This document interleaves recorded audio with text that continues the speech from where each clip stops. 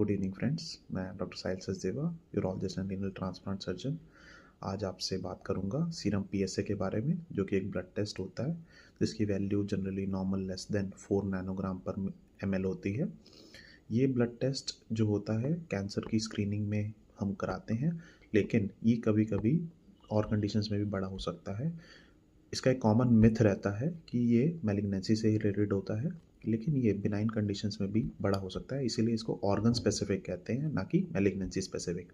Benign conditions मतलब non cancerous condition, जैसे कि प्रोस्टेट में सूजन होना, प्रोस्टेटाइटिस होना, या फिर कभी कैथेटराइजेशन हो जाना, यूरिन का रिटेंशन हो जाना, और या फिर अभी TURP हुआ है और आप एकदम से बायोप्सी हुई है, उसके बाद आपने PSA टेस्ट करा लिया, तब भी ये बड़ा आ सकता है। या फिर आपने इजैकुलेशन करा, तब भी ये बड़ा आ सकता है उसके बाद। तो इसको हमेशा ही मैलिग्नेंसी ही नहीं समझना चाहिए, इसके लिए हमें इवैल्यूएट कराना चाहिए।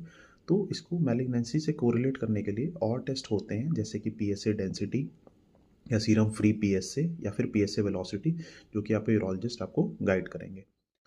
तो अब हम बात करेंगे सीरम PSA से जुड़े कुछ मिथ्स के बारे में, जैसे कि नॉर्मल PSA भी हो सकता है और उसके बैकग्राउंड में आपको प्रोस्टेट कैंसर हो।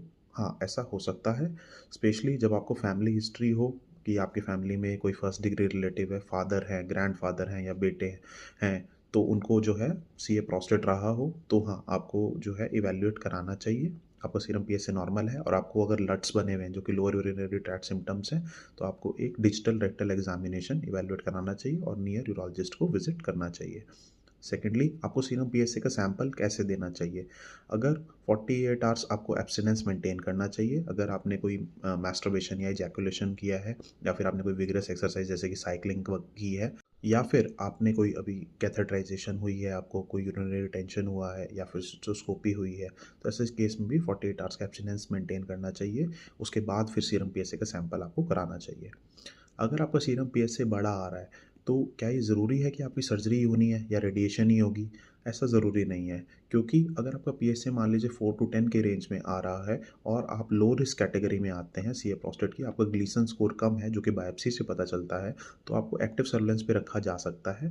एक्टिव सर्विलेंस का मतलब होता है आपका डिजिटल रेक्टल एग्जामिनेशन DRE होता रहेगा एवरी 6 मंथली, और आपका सीरम PSA एनुअली कराया जाएगा हर साल पे, और साथ में आपको अगर नीड लगेगी तो फिर MRI कराना पड़ेगा, लेकिन आप सर्जरी आपको नहीं करानी पड़ती है ऐसे लो रिस्क केसेस में।